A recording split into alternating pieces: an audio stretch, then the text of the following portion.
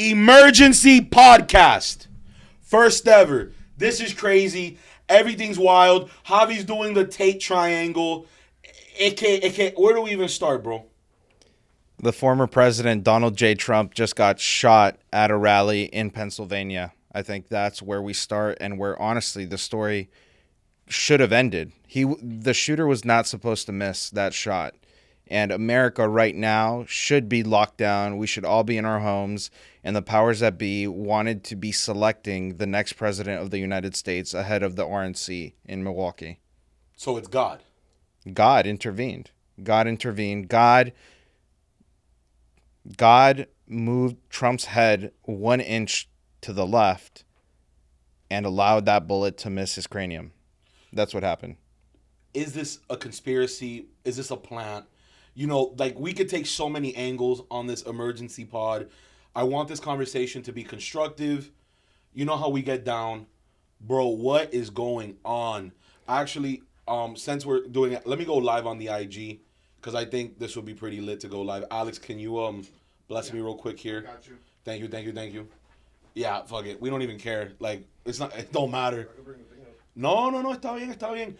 Javi, bro, how do we even begin to, like, compartmentalize this? Like, what?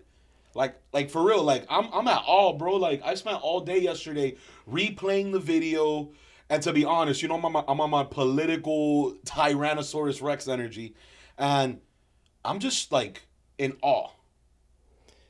It was completely set up. I mean, we have a rooftop 100 yards away with a clear line of sight to where the president is speaking. There was a ladder that was left there. These are all reports that I'm seeing coming in online, so take it with a grain of salt. But we see that there's a ladder there. Secret Service doesn't say anything.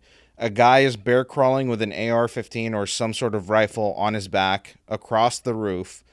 We have visitors and attendees of the rally on the ground seeing that happen. They're yelling at police and law enforcement that that's happening. Police and law enforcement are not doing anything. Then we have the video of the sniper rifle behind Trump, who's looking in the direction of where the shooter is. Look up from his sniper, hear a shot, look back at a sniper, and take the shot. So is it a conspiracy? I mean, it's not a conspiracy. It was set up. There's no way on earth that there's a clear rooftop with a clear line of sight 100 yards away from where the president. Like, the only other building there. Like, it's not like this is like in a city. Like, this is literally like a barn. We're in the middle of a field. Yeah. There's a barn or some structure 100 yards away with a clear line of sight to the president, and Secret Service did nothing. This was either a catastrophic failure of Secret Service or, which is the more plausible reason, or the more plausible explanation, that it was set up. Absolutely.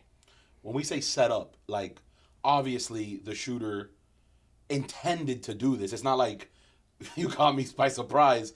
But when I hear set up, are we talking about this was just one crazy person, outlier, one of the crazies, or is there more to it? Laura Loomer on X released or made a tweet showing a video of a BlackRock commercial, the private equity firm, the giant international company BlackRock, a commercial that was released a couple years ago with the shooter in the commercial. What? Exactly what I just said. Isn't he like 20 years old, apparently, DK? Yeah. And he's in the BlackRock commercial? Yes. Huh. Yeah. Aren't they buying up all the cribs?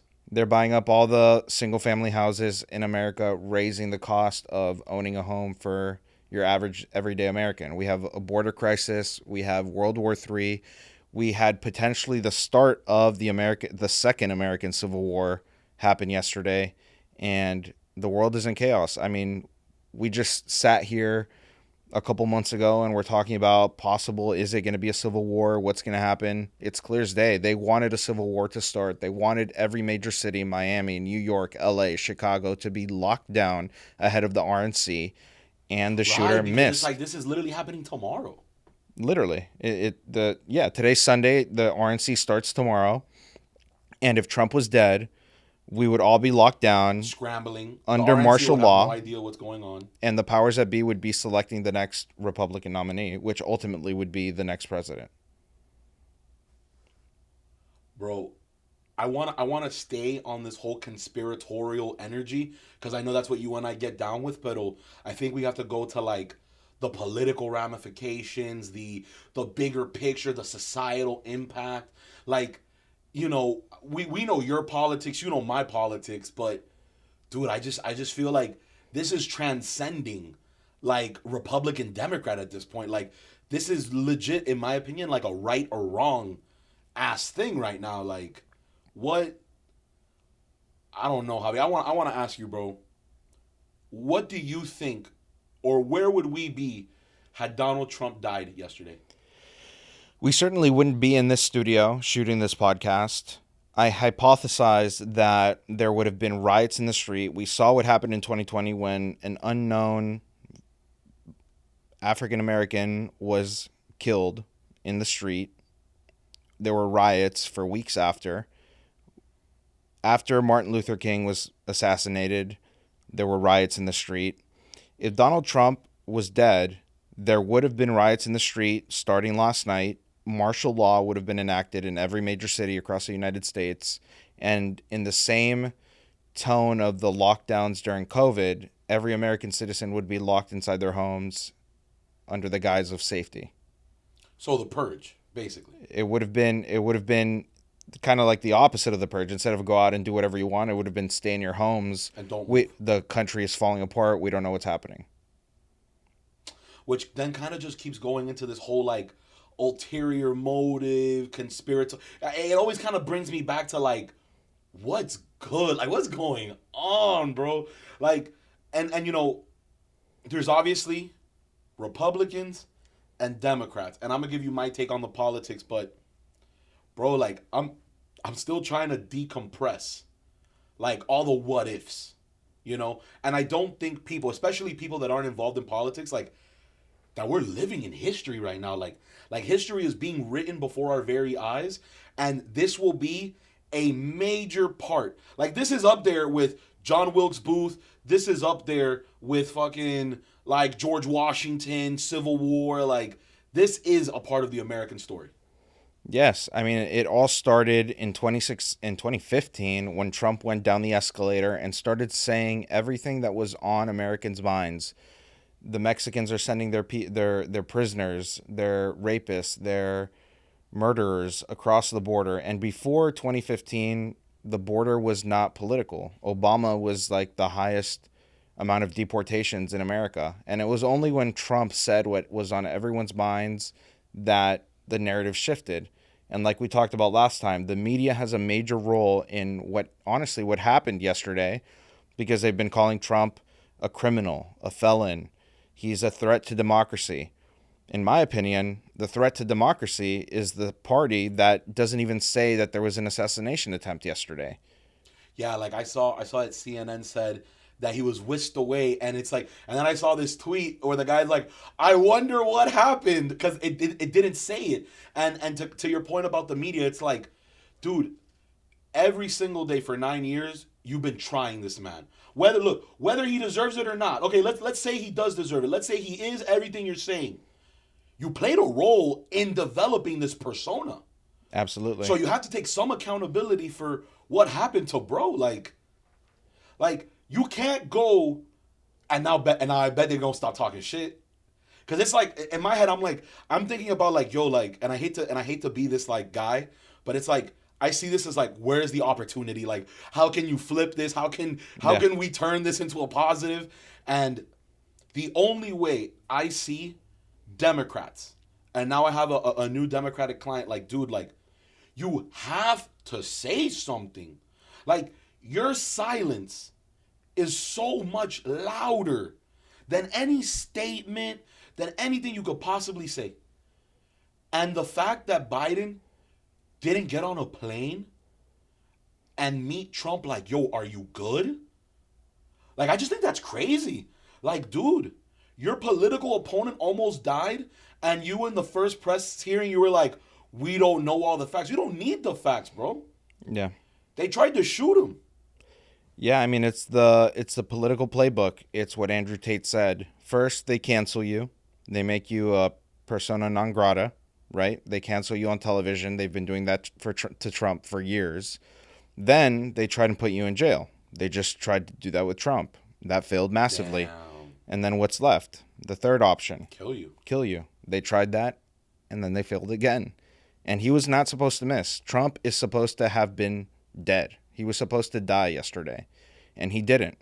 Thank God, by the grace of God, he was not absolutely. His head was going to blow up on live television in front of thousands of supporters, and it didn't. Yo, I'm not gonna lie. That, like, just thinking about that possibility is like crazy, dude. And the fact that like it missed his ear, like, just think, like, had he not moved his head, that shit would have like went right through his mouth, or like no, right through his eye or something. Like, It would have blown up his head, depending on the caliber. There's too many have they unknowns. We found the don't bullet know. yet? We don't know what type of gun. We don't. I mean, one of the supporters died. He Yeah, I was saw he that, was hit by yeah. the bullet. We don't know what type of rifle. We don't know if it was 5.56 Oh, or you mean the bullet that grazed him? yeah. It depends. Like depending on the bullet, his head could have literally popped on live television. Tough white days. Okay, Javi, where do we go from here in this conversation? Like, we it's crazy, it's wild. What happens next? I think what happens next is Trump gets his nomination, and then we all have to go to the voting booths in November and vote for Donald J. Trump. They clearly don't want him in office, and that's our duty as American citizens to go and vote for the person that the people who do not have our best interest at heart don't want, which is Donald J. Trump. Javi, what do you say to super anti-Trump people? They're not going to vote for him, Mm-hmm. and that's fine. That's cool. And I'm not going to endorse any candidate this time. But what I'm saying to you is, what do you say to the never Trumpers right now? Because to me, it's like, where's your humanity? Like, regardless of your political views, can you not put that aside and just say, this is fucked up? I kind of ignore those people. And at this point, we can't even really say anything to change their minds. And if what happened July 13th, 2024, when Trump was literally shot at, does not change your mind, I don't think anything will. And I think you're losing your breath speaking to those people. You know, and it's cool. Like, we live in a country where this shit can happen and you can still be like, yo, F that guy. I want you to die, da da da da da. And I saw this tweet where this guy was like basically implying that they should kill him. Like, Yeah. that he should die. Yeah, there were tweets coming out where the people were like, damn it, they missed. Like, there was a professor from British Columbia, the University of British Columbia, saying, like, oh, he missed by 2 centimeters. Man, why did he miss? Let me tell you my political playbook right now. There's two schools of thought. The Trumpers are now so invigorated that it's like Trump's a god now. Like I know that sounds like repulsive to some people, but you understand, the more you try this man, the more you try and suppress him, the bigger he gets. Like, you want to know how you could have won the election or how you can win the election? Stop talking about him. Just let him fizzle out. But a bullet went right through his ear. This guy is immortal. Had he died, this guy would have been a martyr's martyr. And you would have, I think, in the same fashion, and I'm not here to compare conflicts, but the argument for Hamas, right, is look at what you did to my people. You created me, this hate, this resentment, and that's why I act the way I act. You want to talk about some domestic terrorism?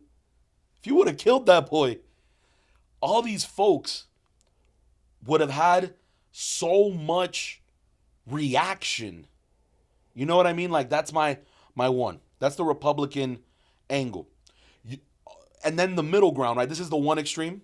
The middle ground is you just took people who were probably not going to vote, who were probably not messing with Trump to begin with for whatever reason, and they looked at that and they're like, this is too much. Like, esto es un descaro. Like, what is up with you? Right? And you just motivated them to their side. There were people, I'm going down the spectrum. There were people who are Democrats who don't like Trump, and they probably don't like Biden. And now you're like, damn, they really trying to do this boy up. And then on the far extreme, the never Trumpers are still never Trumpers, and now they just look horrible. Like really, like, okay, you're a never Trumper and you've been a super loud never Trumper. Cool. Where you at? Everybody's saying something. That silence is loud, bro. America would be in complete chaos. I mean, just hearing what you're saying, it reinforces my mindset that if they did not miss and it would have killed him, we would be locked down right now. Obviously I don't condone violence. I don't want there to be riots in the street, but if they had killed Trump, I live my life with a fully loaded AR-15 in my gun safe, and I have 2 handguns that are completely loaded at all times, and I travel everywhere with them. You got it right now? Of course. And it's a scary world that we live in, but I use that for self-defense. If it had actually killed Trump, there's no telling where we would be right now. We would be at home. We would be locked down. There would be secret militia groups forming online trying to figure out how to... I mean, the country would have fallen apart. Cities like Miami would be completely locked down. There would be SWAT teams patrolling the streets at all hours of the day to make sure that people don't leave their house, because there's no telling what such enthusiastic Trump supporters would do. I even feel like everybody right now is super tense. Like at the stuff I was doing before here, like everybody's tense. Like, yo, like cagao. Like, yeah. What is up with this? I just left church, and the first thing the priest said was, we need to pray over what just happened last night and yesterday at the Trump rally. And you could tell that the vibe was off. It was not the same, like, kumbaya, thank God for everything that we have. It was, we have something to pray for now, which is peace and stability in this country. Javi, if you're a Democrat, what do you do right now? Take your bias out for a second. I can't even imagine having analytical. I can't. I mean, I can't even imagine having that little brain cells, but I can't. My God, Javi, you can't do that. Okay, but let's suppose I was a Democrat, and I was reading at like a 3rd grade level, and all I could do was watch. Javi, no. Okay. I mean, it's just something I can't imagine. There are very smart, intelligent people on the left. Like, let's not. Come on. No, they're all communists and Marxists. Stop it. Okay. Let's chill out. Okay. I was a Democrat at one point in my life. I was in 7th grade, and Obama was about to get elected, and I thought it was just so funny that my whole family was Republican, so I wanted to be like the contrarian. And since then, I've never once thought, I mean, I turned pretty apathetic towards politics going into high school. I didn't really care. It wasn't until I was at FSU and I saw Trump come down the escalator and actually start saying the things that I was thinking about, with like the open border, losing our jobs, inflation. It wasn't until then that I was really like, oh, maybe this is the guy that needs to be president. This is who we need to vote for. And it's never been about right or left for me. It's always been about what's best for this country. And so if I was a Democrat, I would be asking myself, is this guy, Donald J. Trump, what's best for our country? And I would just be questioning my entire reality at this point. They just tried to kill him.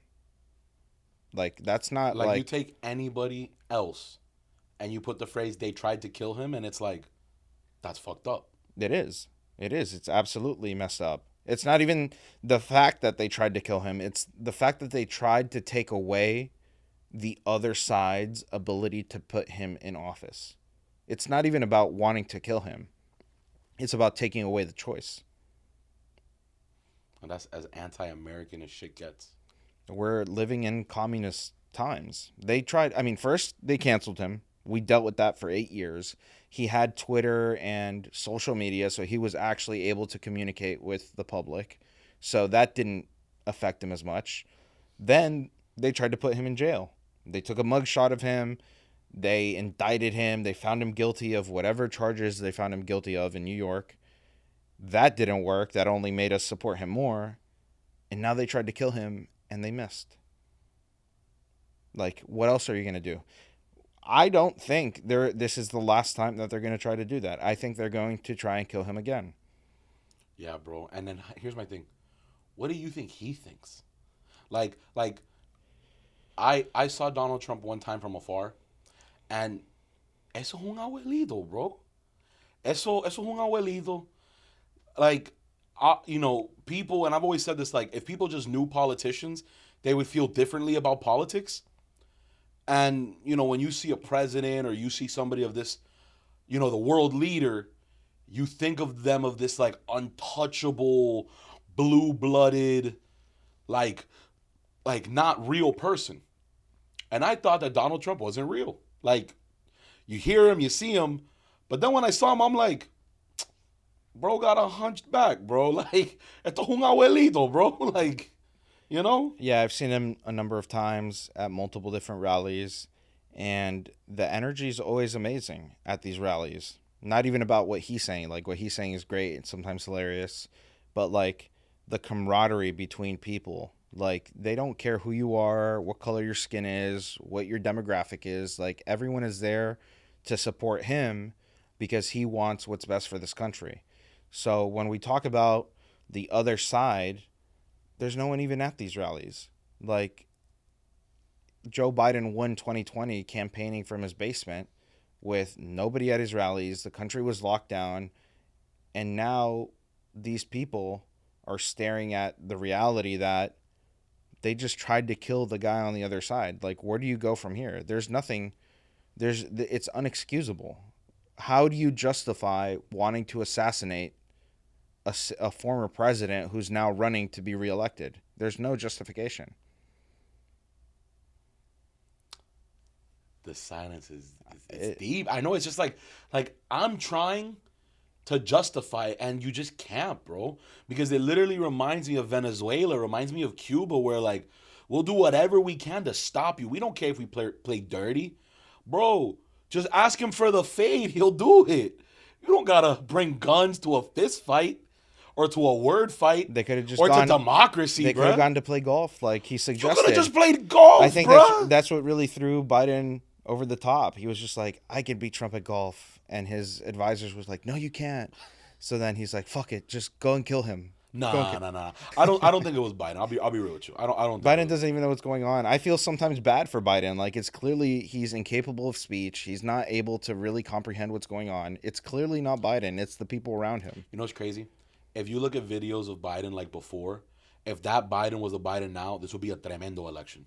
Yeah, I agree. Because he had he had fire. Even Biden 4 years ago when he ran the last time, he was still, there were signs of him not being able to speak and all these things, but he had some fire to him. At this point, he's getting on stage and talking about Vice President Donald Trump and President of Ukraine, Vladimir Putin. Like, and we still have the never Trumpers that are like, yeah, the guy that doesn't know who the president of Ukraine is a better choice than Donald Trump. Bro, what would you tell voters? Go and vote. We have a primary now in August. It is your duty as an American citizen to go register, make sure you're registered. The deadline is actually at the end of this week. I think we're going to see an uptick in registrations by the end of this week because of what just happened. We have, at least here locally in Miami-Dade County, we have two major races happening, the sheriff's race and the mayor's race. We need to go out and make sure that we put people in office that are the best candidate for what our interests are. You gonna endorse a sheriff or what? Like, what are we doing here? Who we endorsing? We got 16 bodies, bruh. I understand. It's very hard. I'm between, honestly, I think the top three right now, based off everything that I've seen, and I was just at the debate. Mario. The sheriffs, Mario, Rosie, and Jose Aragu are top 3. Jose was speaking a lot about policy. This is what we need to do, A, B, and C, and he listed them off. I like that. Rosie just has Trump's endorsement and came from an argument of, I have the experience.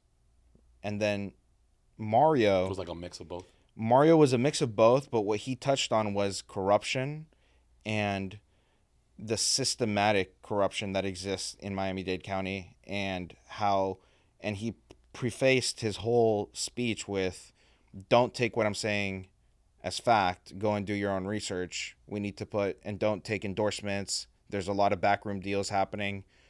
Go and do your own research, which I really enjoyed. So my top 3 right now are Jose Aragu, Rosie, and Mario Knapp for sheriff. For mayor, I like Otaola because I like throwing wrenches into the system and just seeing what happens when we vote for people that are not conventional. But after hearing Manny Sid speak the other day, I really do think he is the best candidate. I mean, what he said about how he ran the city of Miami Lakes and how he turned that into a well-oiled machine, and just did think he's the only candidate for mayor that has prior private sector experience, which obviously you're a small business owner. I'm a small business owner. We value profit and loss statements. We value running a tight-knit organization. So I think Manny Sid has the experience in the private sector to do what is required to really take Miami-Dade County to the next level. Sorry, somebody is very close to here. So no DLC? Daniela Levine Cava, when she was first elected in 2020. Bro, I like her, bro.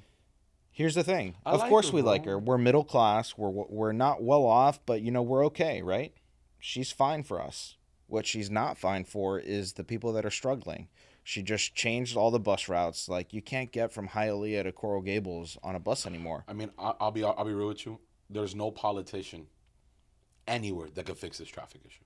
I'm not even talking about traffic. I'm talking No, about... but like anything public transportation, like, esto es un arroz con mango. Like, I nobody's fixing this shit. Of course, and we had, at the time, Mayor Jimenez promised to build a giant Airport. metro rail station, and then once he got in office, he took the money from Chevy or GM or whoever the bus makers are and the oil companies and decided to do buses instead of a metro rail system. So And we can't go down.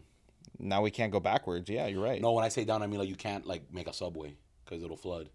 We can't make a subway, for sure. All right, y'all. Look, at the end of the day, this whole killing your political opponents, this ain't us. We're not in Cuba. We're not in North Korea. We're not in Haiti. We don't do this. Okay? I wanna commend Donald Trump because I don't know many people who can take a bullet and in the same moment get up and say, fight, fight, fight. Because if it was me, I would be shitting my pants. And I would have told all them Secret Service boys, like a little kid, get me the fuck out of here. And that guy said, wait. Wait, like let me tell him something. You know? And we're talking about un abuelito, bro. That's energy. I appreciate that. And that compared to Biden, bro, regardless of what you believe, like, come on, dog. Come on, dog. So with that, to the former president, bro, I hope you get better. Shout out your family. I know they must be going through hell. Like, y'all been trying this man and his family for God knows how long. Like, I would love to see what y'all gonna say now. God bless Trump and God bless the United States of America.